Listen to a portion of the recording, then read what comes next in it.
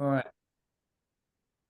Perfect. Well, it is my pleasure and honor to introduce tonight um, one of my friends, somebody I've known for a very long time since he was actually a fellow at Mayo, but who Dr. Bayne is now out at UC Davis, my alumni actually for undergrad at least, out in one of the most beautiful areas in the country.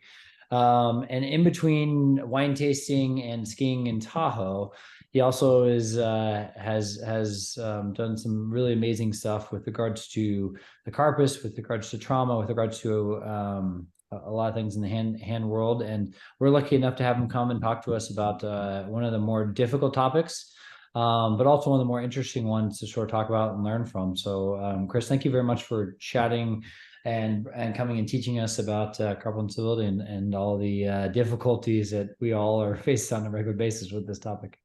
Thank you so much, Eric. I really appreciate the invitation. Hello, everybody. Good evening, and thanks for having me and listening to me. I'm going to try and share my screen here. And let's see if Perfect. that does that. Let's see. Can you guys see my first slide? That's perfect. Absolutely. Carpal instability. Awesome. Perfect. So as Dr. Wagner said, I'm here at UC Davis, government medicine, just happy to be here.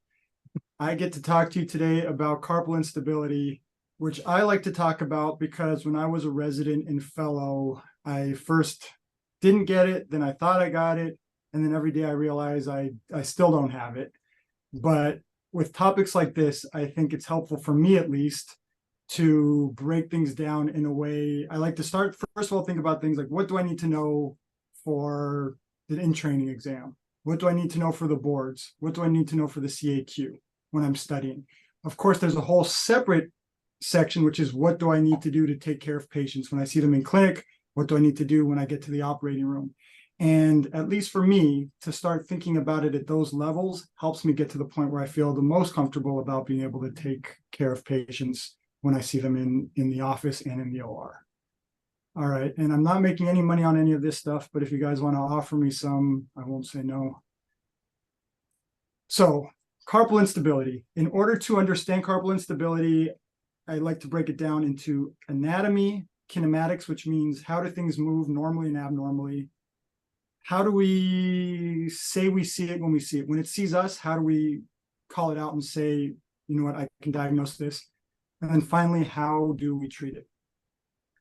All right. So we have people in the audience from different levels, right? What are the levels of people in the audience? Do we have students, residents, fellows, or just residents and fellows, or everything in between? You have students up through fellows and attendings, and you have therapists, and you have APBs and everything else. So the whole wow, game. That's awesome.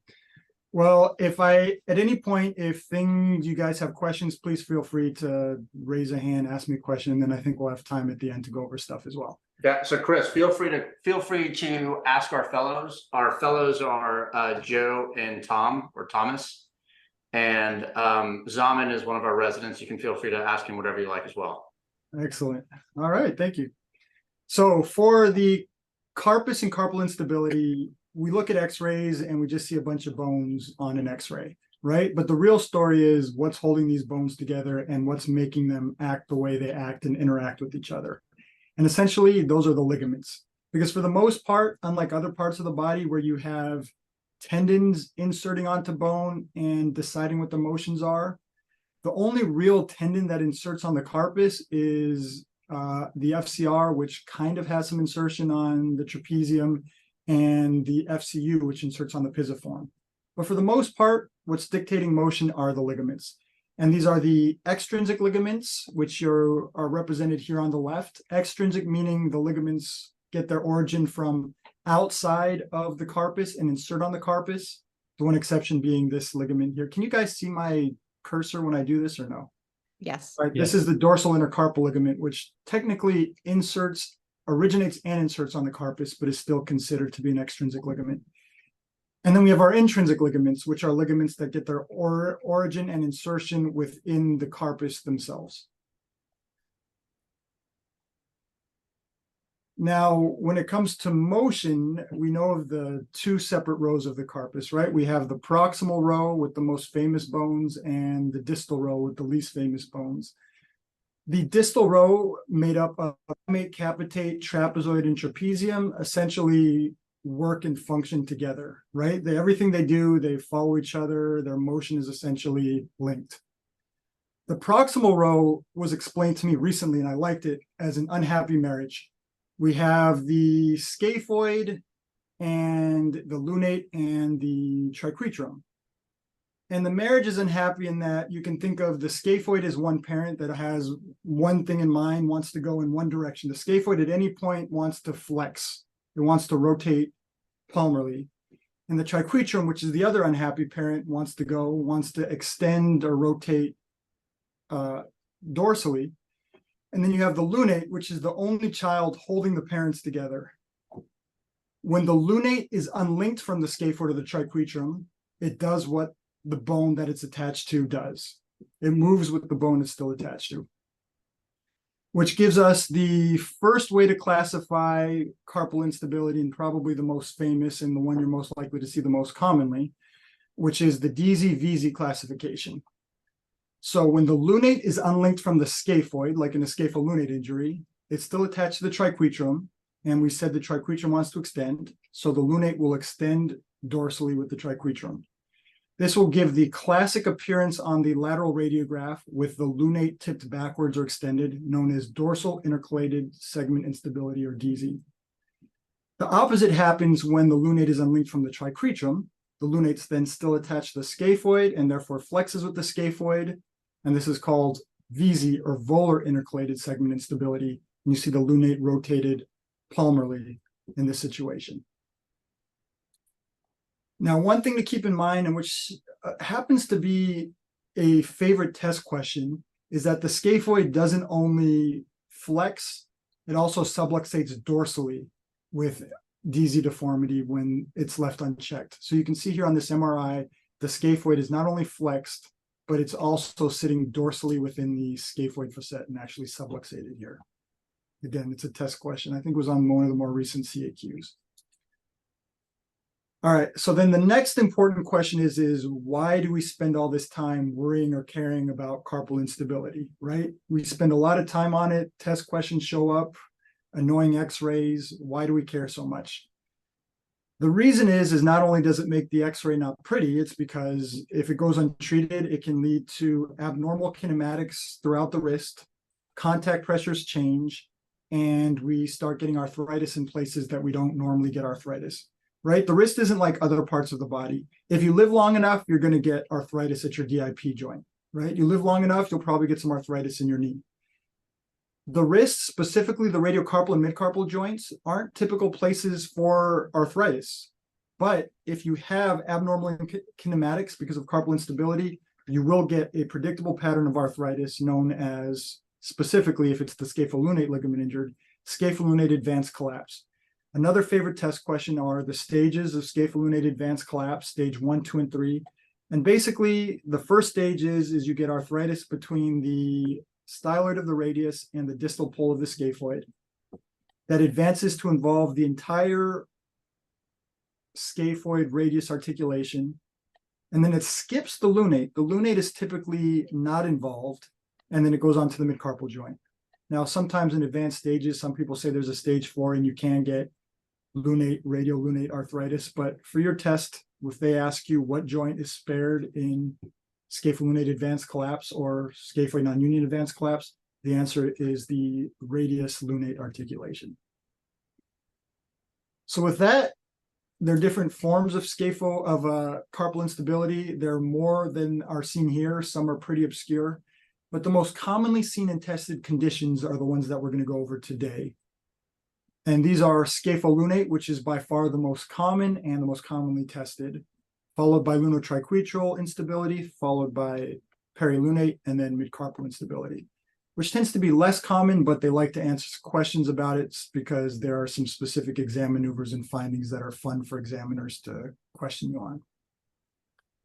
So beginning with scapholunate ligament injury, This is the most common. It's typically a relatively low energy mechanism injury, often a fall onto an outstretched hand or from walking, falling on ice, sometimes skateboarding, ice skating, things like that. And it's important to keep your eye open for this because unlike wrist fractures, meaning radius, distal radius, and ulna fractures, where you often see deformity, where you often see a fair amount of swelling and bruising, scapholunate ligament injury is often quite subtle when it presents.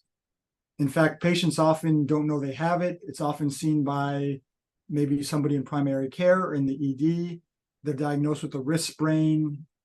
They think nothing of it, and they don't come back until it's gone on to collapse. So for physical examination, what I like to do is on your own wrist, you can find the scapholunate interval. What I like to do is if you take your hand on the dorsal radial aspect of your wrist and you find the first prominence, that is your Lister's tubercle. If you put your thumb on that and you kind of rotate the tip, can you guys see that on me? Do I look like a weirdo?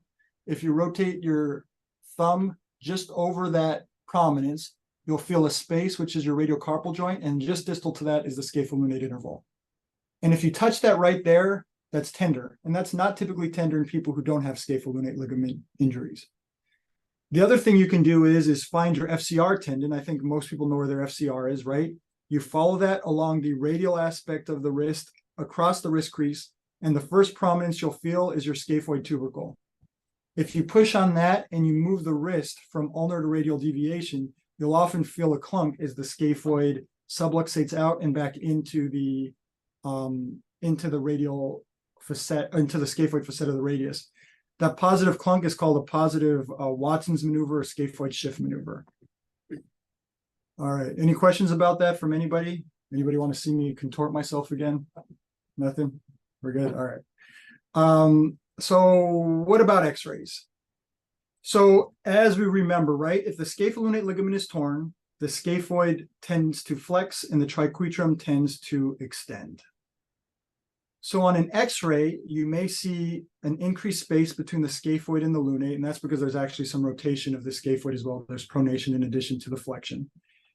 On the PA view, the scaphoid may appear to be shortened, and you can see this ring sign here, which is the distal part of the scaphoid tangential in line with this x-ray beam. And on the lateral, you may see this scaphoid, this lunate extended or RDZ deformity. Now, I will say that if on a normal plain film where you're not asking the patient to do any stress maneuvers and you see these findings, this is what's known as static scapholunate instability. And it suggests that the dorsal extrinsic ligaments are also injured in addition to the scapholunate ligament. Theoretically, if you just have a scapholunate ligament injury and your extrinsic ligaments are fine, you won't see this on a normal plain film. And that's because if you can see here, we have our dorsal radiocarpal ligament and our dorsal intercarpal ligament. And normally these things essentially are closed together and they prevent the scaphoid here. Hopefully you guys can see my cursor from sticking out dorsally and really getting that full flexion and dorsal subluxation we talked about. Fair? All right. I don't see any thumbs, so I'm going to assume you guys got it. This finding of, on a static plane film, seeing the space between the scaphoid and the lunate is often called, anybody know who this guy is? Somebody tell me. Terry Thomas. Who was Terry Thomas? I don't know. I just know it's a Terry Thomas sign. Terry Thomas sign. I think he was a British He's a comedian. Yeah, a comedian. Has anybody ever actually seen him perform? No. No, I haven't either, but apparently he's hilarious, or was. I don't think he's alive. Always call it the Strahan sign too. That's the other option, There you go. which is a more Nice. modern take on the Terry Thomas sign. But the scapholunate ligament may be injured without dorsal extrinsic supporting ligament injury, and plain films may not be obvious, right? So what do you call it when you look at it? Maybe the scaphoid's a little shorter, maybe there's a small ring sign, maybe there's increased space. You can call it one of these signs if you want. Is there a space there? I don't really know, right? Maybe, maybe not. The thing to think about though is, so going the wrong way. If this happens and you're not sure if there is a space, you have a physical exam, you think it's tender there are things you can do on plain films to try and bring out that space. These are called stress radiographs. The idea here with the clenched fist view is you make a fist, it pushes the metacarpals, namely the index and long finger metacarpals into the capitate and may accentuate this space here. There are other stress views, including the PA ulnar deviation view and the clenched pencil view, which is essentially a stressed a fist view, but holding a pencil, bilateral films, and consistent pressure on the pencil. Those are all options. This study by Lee and colleagues found that of all the views they studied, the clenched pencil view gave the widest scapholunate gaps, which I've also seen as a test question if it shows up, but all are valid. Of course, you can always get an MRI. You're still not sure on stress radiographs. I also suggest looking at the other side, by the way, whenever you get plain films, because some spaces might just be normal variations. But an MRI is always an option. MRI will actually let you look at the ligaments, gives great detail of all the soft tissue, as well as other soft tissue components of the wrist and potential other injuries. Another option is arthroscopy. I will say diagnostic arthroscopy used to be performed more in this country, meaning you're not sure what's going on, so you do the OR and do arthroscopy. Less often done in the United States now because MRI is much cheaper to get than it used to be and much quicker to get. But talking to some of my colleagues in Europe, it's still done as diagnostic in lieu of an MRI, where MRI is hard in many countries. It has the benefit of let you looking directly at the potentially injured structures. It also allows you to stage intraoperatively, and you can also treat at the time. Some disadvantages, of course, are that it's more invasive, definitely more invasive than MRI. So, how do we treat scapholunate instability? In general, for carpal instability in general, principles are that acute injuries are often treated with repair. Ligaments that are acutely torn are more easily repaired than chronically torn ligaments. We often hold the bones together, typically with Kirschner wires. In chronic stages, when the ligament is not repairable, there are other options such as reconstruction. And in fixed deformity, meaning it can't be reduced, or if there's already arthritis, then you talk about salvage, such as carpectomies, limited arthrodeses, etc. Now, for the scapholunate ligament specifically, it's really helpful to understand the anatomy of the ligament. The ligament is C-shaped, right? It extends from the dorsal aspect to the volar aspect. It actually skips the portion of the scaphoid and lunate that are most intact and is more peripheral, kind of like a hammock. The volar compartment here in green, the membranous compartment, and the dorsal compartment. The dorsal compartment is the strongest and thickest part of the ligament complex. It's thought to be the most important for maintaining the relationship. And this is what is most commonly repaired or reconstructed. This also shows up on the test. Other surgical techniques besides ligament repair and pinning include capsulodesis, in which you take one of the extrinsic ligaments, often the dorsal intercarpal ligament, and rotate it to mimic or recreate the scapholunate ligament, including the zabocapsulodesis option here, described by my colleague who just retired many years ago, and the mayocapsulodesis here on the right, described by Dick Berger, rest in peace, one of my mentors, also mentors of Dr. Wagner and Dr. Sue, who passed away recently. There are also ligament repairs and capsulodeses described, including this one by Dr. Stephen Moran, another well-known mentor, and going on president of the Hand Society, but these are less commonly performed. Now, another thing I will talk about, because it's in vogue, are suture tape repairs and reconstructions, including the one shown here. I will say that I personally, so it has been described to only reconstruct the ligament with suture tape. And I don't know if anybody in this room does that, meaning not doing anything to try and repair the ligament itself or reconstruct the ligament, just using suture tape to cross the joint. To me, this isn't hit prime time. I think personally you need soft tissue, and this, I mean, all suture, all hardware will eventually fail, at least was what I was taught, but just to let you know that this does exist. All right. So if the ligament can't be repaired in the chronic situation, reconstruction techniques known as tenodeses are performed, in which tendons are disconnected, passed through bones, and secured to try and reconstruct and recreate the scapholunate relationship.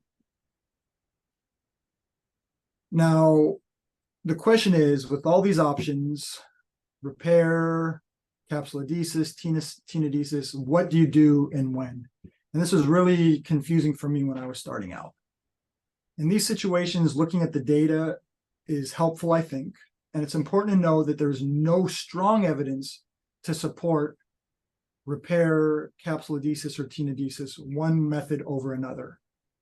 There are few comparative studies, and no scapholunate technique has been demonstrated to definitively maintain radiographic parameters over the long term or prevent arthritis, which is really frustrating to me, right? Because we treat these surgically, and one of the reasons we do that is to prevent arthritis, but no treatment has been shown to definitively prevent arthritis. So why do we even do it? And the answer is because all studies suggest that long-term outcomes are actually good.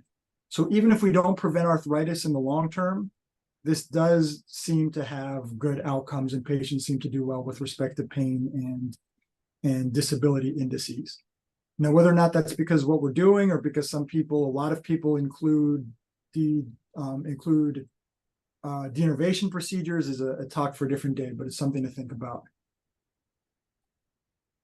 I will say, I said there's no great strong evidence to support one method over another. I will say that there is some evidence, however, to suggest that if it is a chronic presentation, then tenodesis does better than capsulodesis. Roman and colleagues found that if the injury is greater than 6 weeks, reconstruction did better than repair in capsulodesis.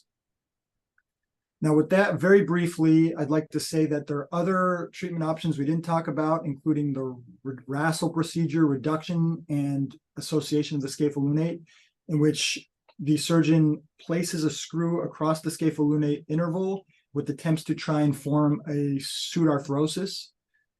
There are bone ligament bone procedures analogous to ACL repairs or reconstructions. The bone ligament bone complex can be taken from the dorsal aspect of the wrist, from the foot, and other places.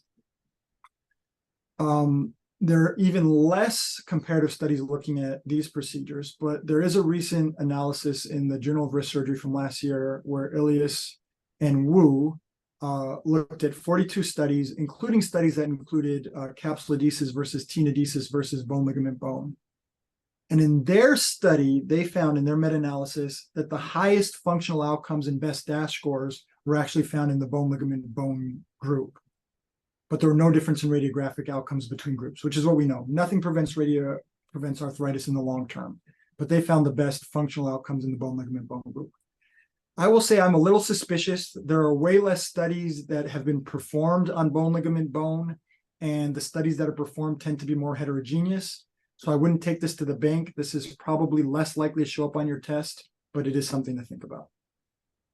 Any questions about scapholunate before I go on to the more brief lunotriquetral? All right.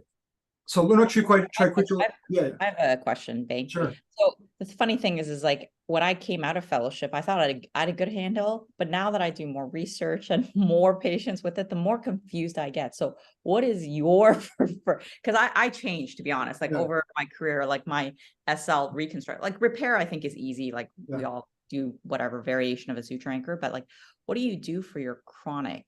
That's a great question. So what I do is based on potential long-term negative outcomes of all of the different surgeries, right? Yeah. So my preference is a capsulodesis. If it's reducible, I do a capsulodesis for either chronic or acute. And the reason I do it is because they're good long-term outcomes as there are for everything else. But unlike tenodeses, I don't have to put big drill holes through the bones. Yes. And to me, saving as much bone as possible is useful if they ever need a salvage procedure down the road, especially since to me, there's no great strong evidence that one is better than the other. So I think it does the least amount of damage, the results suggest the outcomes are pretty good. Well, so Chris, I mean, I don't want to, I know that you got a lot more to cover, but I think this is kind of important. And maybe you may say, hey, look, we can wait till the end. Sure. If I have a case that I want to present to you and get your opinion, you want to just do it at the end so you can. Yeah, sure. Let's do that at the end. Well, All right, perfect. Chris, All right, real so quick. lunotriquetral ligament injury, much less common, similar to scapholunate in that it presents often subtly. The lunotriquetral joint is a little bit harder to find than the scapholunate ligament interval. What I do is I find the scapholunate interval like we talked about before. As I come proximal and ulnar, you'll find the first depression, which is your lunate, and then you come over, you should be able to find another depression, which is your lunotriquetral interval. Also, if you find your pisiform, which is what you find when you find your FCU and find the first protuberance in your across the wrist crease, will be your pisiform. You know, just dorsal to that is your atrum, and if you rotate your finger, your index finger ulnarly there, you'll find that space, which is your lunotriquetral interval. And grabbing the triquetrum and the pisiform with one hand and the lunate on the other hand and shucking them together via the Kleinman maneuver or the lunotriquetral shuck maneuver can also cause discomfort, and you may feel an increase displacement compared to the other side. Like we talked about before, when the lunotriquetral ligament is torn and their dorsal extrinsic ligament injuries, you may get a VZ deformity, which will be a volarly flexed or palmarly flexed lunate. Often the space here between the lunate and triquetrum is less obvious. It's less of a widening than you see with the scapholunate injury. A lot less has been written about treatment for lunotriquetral injury. The most common options include ligament repair with pinning, ligament reconstruction with tendon graft, usually a ECU tendon strip, or arthrodesis. And while questions show up less frequently on the test, when they do, it's typically based on this study by Schinberger and Bishop, in which they found that ligament repair with pinning and ligament reconstruction with tendon graft essentially tend to do better than arthrodesis. If you do an arthrodesis, patients are more likely to require further surgery at 5 years, and they're more likely to have complications. Now, the more interesting, based on what's going to keep you up at night in the ED, is the perilunate injury. Unlike lunotriquetral and scapholunate ligament injuries, these are high energy injuries. These patients come with swelling, often bruising, some deformity a lot of times. These are more obvious. They often have big swollen mitts for hands. The X-ray, if you've looked at a lot of these, are obvious, but if you're not very used to looking at X-rays, it's helpful to use Galula's carpal arches. Galula was a radiologist actually at WashU, I believe, and he demonstrated that in a normal wrist, the proximal aspect of the proximal row, the distal aspect of the distal row, and the proximal aspect of the proximal row form these smooth, essentially concentric curves. So if you look at this X-ray, we can see that the Galula's proximal line here is disrupted, as is the distal rows or the distal curves on the PA. And if you look at the lateral, we see quite easily here that the capitate is not reduced within the lunate. This is what's known as a perilunate injury, right? If the lunate stays where it needs to be and the rest of the carpus are not where they need to be, that's a perilunate injury. If the lunate's not where it needs to be, like on this lateral, and the rest of the carpus reduce onto the radius, this is a lunate dislocation, which happens to be the final stage of perilunate injuries. So the injuries can be broken down into either greater arc or lesser arc injuries. Lesser arc perilunate injuries involve just ligaments. There are no fractures. And this injury arc that we'll describe starts and ends through ligament, and only ligaments are torn. Greater arc injuries have the same circular pattern. It's just that the energy comes through the bone and they're associated with fractures. So the typically described pattern, I did that backwards, by the way. The typically described pattern is a perilunate. One would be a scapholunate injury. Two would go through the mid-carpal joint. Three would be lunotriquetral injury. And at that point, you get a perilunate dislocation. And if you go all the way across to four, then the remaining of the carpus reduce and the lunate spits out, either volarly or dorsally. So perilunate injuries and lunate injuries can be either volar or dorsal. The lunate dislocation typically happens palmarly. And when the lunate dislocates palmarly, it dislocates through the space of Poirier. And the lunate remains attached to the radius by which ligament? Anybody know the answer? A common test question. Short radiolunate. Short radiolunate ligament. Very well done. Exactly.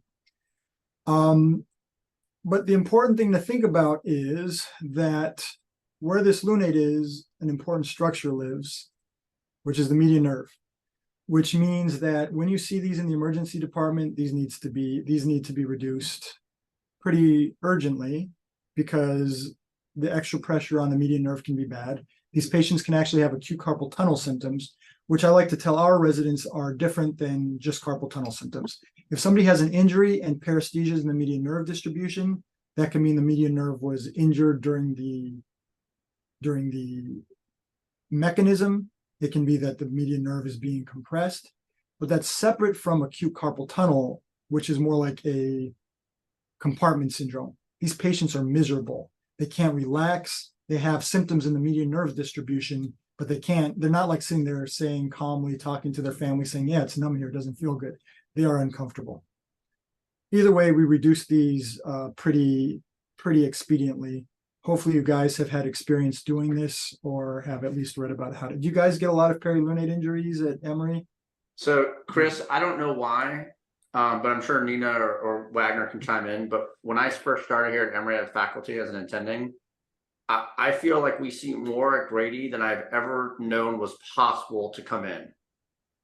You and I should get together. We should get together, because that's what I said when I started here. Like when I was in residency, the thing was you see 1 or 2 perilunate injuries in a residency, and we get like 20 something a year, it seems like sometimes. We probably can double or triple that in a year. Nikki pulled them. Wags, Nina, do you know how many Nikki pulled? I don't Oh, I know. can't remember, but it's Because stupid. It's How many? similar to what you're saying. It's a lot. It's almost one a week. Yeah. I was about to say, Chris, it could be triple the numbers you just told me. Wow. So you guys have a ton. I wonder if you guys have a lot of car accidents, right? We have a ton. Yep. Yeah, that's probably it. All right, well, we should probably put together a list of all the perilunates in Atlanta and Sacramento. Anyway, so perilunate injuries are essentially operative, as you guys know, because you see them all the time. If reduction is unsuccessful, surgery is performed urgently. If it's successful, then it can be performed semi-electively.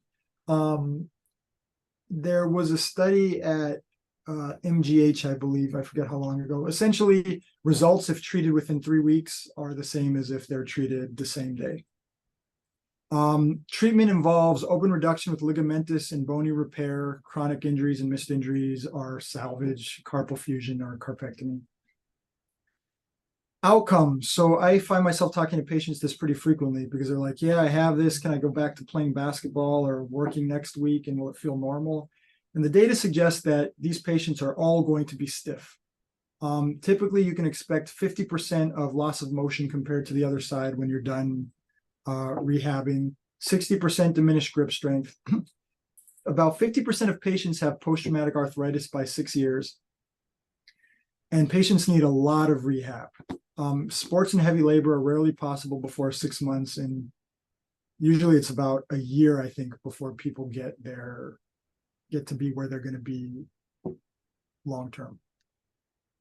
All right, let's go briefly into the last topic, which is carpal instability non-dissociative.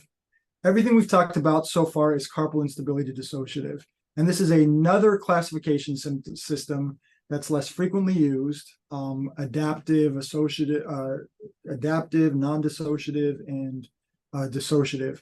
But basically, for all our purposes, what you need to know is that if the carpus themselves meaning bones within the carpal row are separated or the ligament's injured, that's carpal instability dissociative. If the injury is between an entire row or between an entire row and the radius, that's non-dissociative. And this can be traumatic or atraumatic. Radiocarpal instability, non-dissociative, that involves radius and proximal row. Midcarpal instability is carpal instability, non-dissociative, that describes instability between the proximal and distal row. Now, midcarpal instability, they love to talk about this on tests. I think it's because of this maneuver here, which is the midcarpal shift clunk, whatever test. It's the, I'll show you a video. But what happens here is this is often non-atraumatic. Patients have a congenital laxity of their dorsal radiocarpal ligament or their palmar ulnar arcuate ligament. And they're often able to, they come to the clinic often saying they have discomfort, and they're able to show a clunk. And what happens here, I'll show you a video. Can you guys see and hear that? Put your hand over so that the palm is down and do the same thing. Good. Okay. Now, if you can face the camera, maybe you can zoom back. So the test maneuver is holding the wrist in pronation and neutral extension, and then moving the wrist into ulnar deviation with an axial and palmarly directed load. But patients are often able to do that themselves. And the jump you're seeing is when the proximal carpal row shifts from the palmar flex position to the extended position. So I'll play that one more time. So Joe or Tom, what is the name of the scoring system for hyperlaxity in orthopedics that we often refer to? That's the Bayne classification or Bayne score. Correct. Yeah. Absolutely. So again, I've seen this show up as a test question. Palmar metacarpal instability is due to laxity or thought to be due to laxity of the dorsal radiocarpal ligament or the palmar ulnar arcuate ligament. And treatment is most commonly non-operative. And that's what hey, congratulations, Eric. That's awesome. How old? It's a boy, girl? He's not saying. It's a girl. It's Sorry, a girl. Ariella. She's She's about beautiful. 4 or 5 months now. Oh no. She's beautiful, so she takes after her mother. I'm just kidding. You're beautiful too, Eric. So treatment for midcarpal instability is most often non-operative. You send them to physical therapy. There are proprioception exercises, and you essentially teach them to co-contract the wrist flexors and extensors at the same time and teach them to do activities where they are not essentially jumping in and out, or teach them how to do normal activities without causing that to happen. There are surgical treatments described. You can drill holes and tunnel tendons to try and keep everything together. You can fuse the proximal and distal row, but my preference is to operate on this never if you can. All right, so very whirlwind overview of a very expansive topic. Take-home points for clinical and testing situations. First, scapholunate instability. If x-rays are normal, consider a stressed view. If you're still worried, get an MRI. The scapholunate ligament is the strongest dorsally. The scaphoid not only flexes, it subluxates posteriorly. And at least for the test, in the chronic situation, consider reconstruction as opposed to trying to fix or do a capsule adhesis. For lunotriquetral injury, fusion has higher complication rates than repair or reconstruction. And for perilunate injury, remember the short radiolunate ligament tethers the lunate and remains intact despite the other ligaments being injured. For midcarpal instability, palmar is the most common. Remember the dorsal radiocarpal ligament and the palmar ulnar arcuate ligament and the midcarpal shift test. All right. That's that. Thank you, everybody. Hopefully I've left enough time for questions and thoughts. That was fantastic. Thank Chris, you very much. Chris, I've got a couple questions. Thanks for an excellent talk. It was a great overview. You covered a lot of ground very efficiently. On the LT, ligament injuries or just instability, I've actually found Omokawa's dorsal capsulodesis to be very effective in my hands. I think it's pretty straightforward. There was a little bit of a learning curve. I used a lot of X-ray at first to make sure I was in the right space before I made that strip of DIC into a strip that I could bring down across the LT with 2 suture anchors and suture it in place. And I think it gives enough stability to that LT joint that the patient's symptoms have stopped. But one thing I was going to ask if of you and any other faculty, has anyone looked at removing an MRI from your workup algorithm for radial-sided wrist pain when you're thinking you might have a dynamic, not even a dynamic, but a pre-dynamic SL ligament insufficiency that the MRI is just not going to be positive very often? And so I've actually begun to kind of swerve away from the MRI, because if I have an exam suspicious for an SL ligament with an injury history especially, and I numb up the joint and I take away their pain or almost all their pain, I'm prone to offer a scope instead of getting an MRI. Have you found situations where you like to maybe forego an MRI, or do you feel it's really necessary before you go in with a wrist scope? That's a great question. So for those in the audience who aren't familiar with, we talked about static and dynamic. There's pre-dynamic instability, which essentially suggests that there's an injury to the ligament, but it is not something that can be uncovered with stress views on your radiograph. And often with these patients, you have tenderness, you have pain. The exam maneuver might recreate their symptoms, but you don't have a Watson's maneuver. And you're absolutely right. This may not show up on MRI very well. I will say, in my experience, I don't know what kind of, do you use a 3 Tesla MRI and you use an arthrogram? Yeah.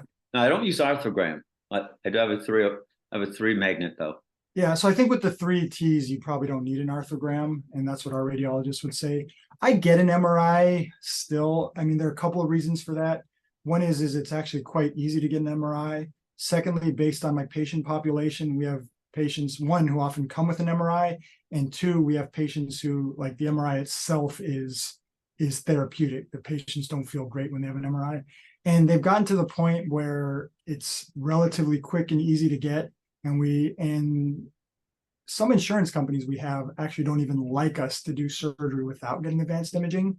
But what your protocol is absolutely reasonable. And some of our colleagues we've talked to in Spain definitely feel that way.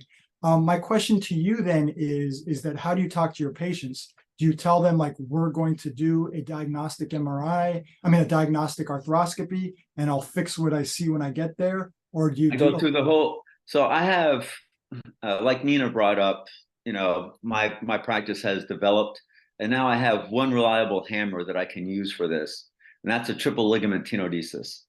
And so if I have, anything more than a Geisler 2, and maybe even a Geisler 2 sometimes, I will do a triple ligament tenodesis, which seems, counter to what you were thinking earlier as far as the bone tunnels and things. But my patients have gotten too stiff with a dorsal capsulodesis, or reliably stiff at the wrist after a dorsal capsulodesis.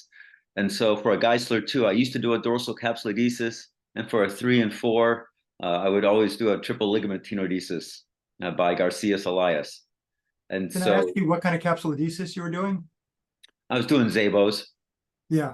So, right. So, you bring up a great point. So a triple tenodesis is one of the newer tenodeses that's not like the Brunelli. The Brunelli that I showed caused everybody to be stiff. That was the point, essentially, because you tack onto the dorsal radius and you limit extension.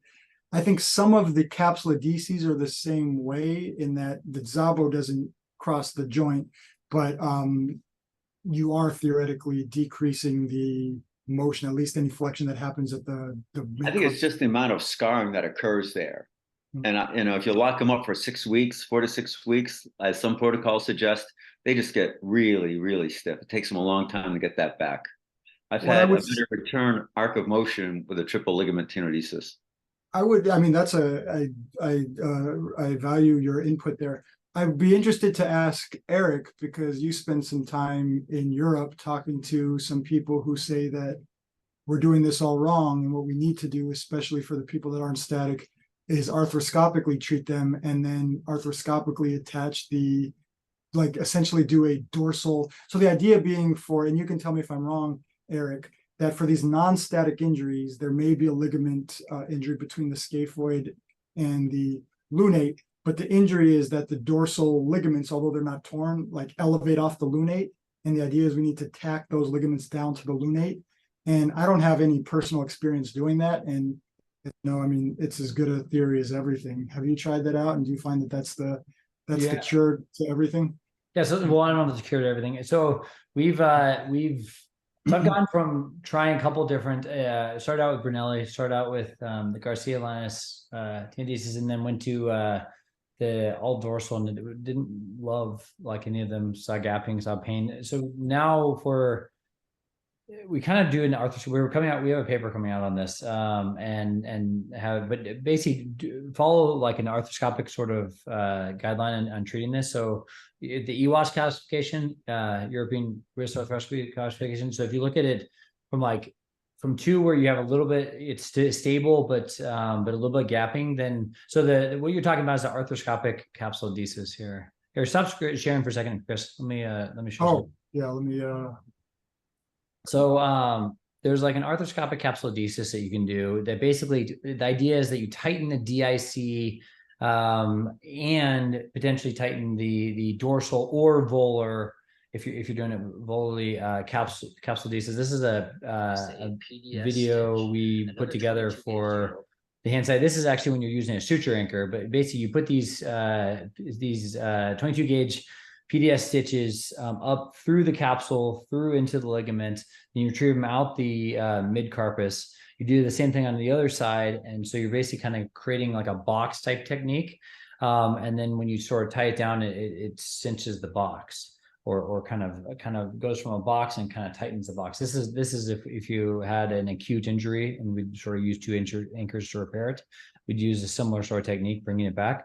So we use that for so if you have like an EWAS 2, which is just a little bit gapping, or 3A, which is volar, 3B, which is dorsal, or 3C, which is both volar and dorsal, but not actually gapping, not actually drive through, nothing static. I do think that there's a role for capsulodesis. I do think there's a role for tightening the capsule plus the ligament. I do think that makes sense. But when you get to the gapping where you drive the scope through and then you're starting to have some static changes, some extrinsic ligament changes, that's when I think you need something more.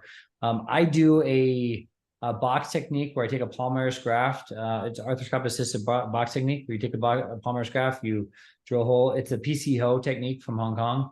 You drill a hole, a cannulated 2.0 up to 2.5 drill hole in the scaphoid, then the lunate. You weave a palmaris graft. I do bring a suture tape as well, tie them together volarly, and then I take the one coming out of the lunate and bury it into the radius to recreate the long radial lunate.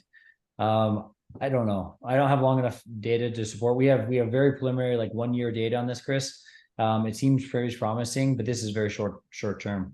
And then Jeff, sorry, I just have one more comment to you. I agree with you on MRIs.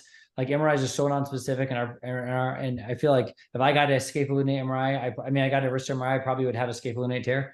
So I feel like it's like so nonsense. One cool technology we've been playing around with is this thing called DDR. I don't know if you all can see this, but this is like a dynamic wrist X-ray. So everybody comes into our X-rays now.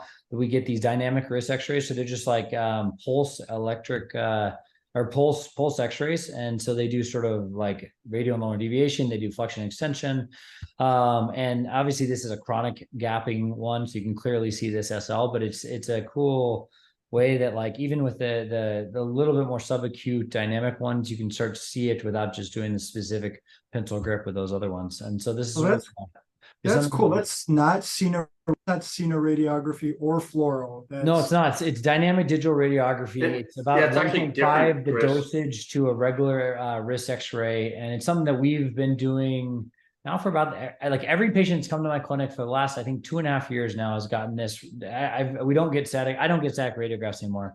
I think some of my partners are still doing it, but it's I don't know. It's a way that's been, we're still learning how to do the wrist better. We've used it for the shoulder and elbow as well. Okay. Awesome. if I can dovetail on Eric's thoughts on the box technique with the DIC, I totally agree with that, because what I have found my best results in when I've done a triple ligament is when I take my sutures after I tie the knots of my suture anchors. I then take, as I'm doing my dorsal capsular closure, I actually pass those sutures with the needle still attached. I pass those sutures up through the DIC, and I actually cinch that DIC down to where my FCR tendon has crossed over the LT and the scaphoid. So I'm actually augmenting it with the dorsal capsule, in particular DIC or DRC. But one last thing, for the perilunates, is anyone, I'm toying with this because it makes sense, is anyone pinning or leaving the lunate pinned in a perilunate dislocation? After a perilunate dislocation, you fix it acutely, you go front and back, you fix your ligaments. One study has shown better results and less ulnar translocation if you leave your radiolunate joint pinned for 6 weeks to help prevent or help the ligaments heal in that position and help prevent translation. Does that make sense to anybody besides me? I do that. I've been doing that for the that? past. I've been doing it for the past 9 years. I leave the radial. So we've done it intermittently. Some of us have, and we talk about this. We call it, because I have so many Mayo colleagues, we call it a Lynchite pin. Exactly. But it's essentially, several of us have noted some of that. I mean, I think it just depends. I mean, the number of perilunates we have are so over the map. It depends on how bad they're shifted and in what direction, in all honesty. But yeah, for those that are truly like ulnar translocated off the map, then yeah. But Jeff, it's a great point, because like the couple that I've had that like did terribly, they translated, right? And I have to admit, since I'm not as smart as Chris, I haven't been doing that my whole career, but when I have started doing that recently, I've been way happier with how they've stayed. But the only issue is, Chris, like traditionally we're taught, and like, especially if you look at the wrist arthroscopy literature, they say, do not leave anything crossing the radiocarpal joint, especially in the lunate. The only thing I get nervous about doing is like, are we, I mean, I guess the cat's already out of the bag about long-term outcome, long-term problems. Are you worried about like the fact that we're leaving something in for 6 weeks or whatever it is crossing the radiocarpal joint? So I'm not. So I mean, what the concerns are in general. So one thing I will say is that when I do carpal instability cases, and I learned this from Shin, I pin the radiolunate joint to begin with, because I think it's the best to make sure that the lunate's standing where it needs to be, and that I can build around. Build everything else on that. Yeah, and it makes more sense to me than taking 2 separate bones and putting a joystick in the scaphoid and the ulna and reducing them together. I mean, because there's just, it's too many areas of uncertainty. If I know where the lunate is and I like exactly how it's sitting straight up and down, and where it's sitting in the lunate facet, then I know exactly what the scaphoid needs to look compared to that, and the cavitate and the tricretrum. So to me, if I'm doing that, I'm not worried about a smooth K-wire. I try not to do it 100 times and like pie crust it and try and get one good pin. So my concern isn't that I'm doing extra cartilage damage after that. Leaving it in for 6 weeks, my biggest concern, I haven't found to me that it causes much like greater arthrofibrosis and that they're a lot stiffer. Now, what my partner always said to me about the concern is if something breaks, then it's a problem. And we have a lot of patients who are on methamphetamines, heroin, doing stuff. But my experience is the negative complication of a radiocarpal pin, and I could be proven wrong tomorrow, is not that they break in the joint, it's that they back out. And I'm okay with that. I had one guy who I did something to, I don't even remember what it was, but he went to jail. He had his cast on for like months and months. I couldn't find him. He admitted smoking marijuana and methamphetamines every day.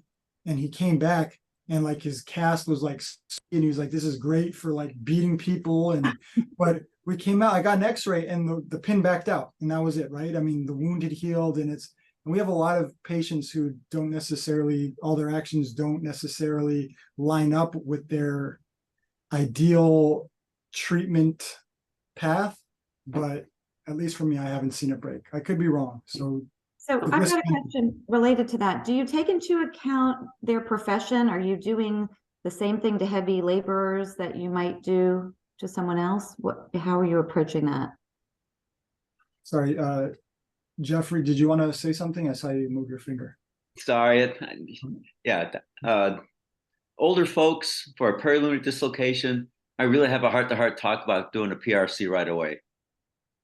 If I've got 60, 65-year-old non-laborer or even a clerical person in their 50s, I have a heart-to-heart talk with them about just doing a primary PRC with or without a dorsal capsule interposition arthroplasty. That's what I'm saying. Thanks. Yeah, so one thing I was going to say that no one mentioned, and I'll tell you, from starting at the VA when I first started in the practice, I feel like I've tried almost every single thing that someone's mentioned, with the exception of Eric's arthroscopic PC-HO. I mean, I've done the arthroscopic Methuen type dorsal capsule tightening. I've done triple ligamentous. I've done all sorts of capsulodeces. And what I've found over the years, and it's interesting, you may take a non-static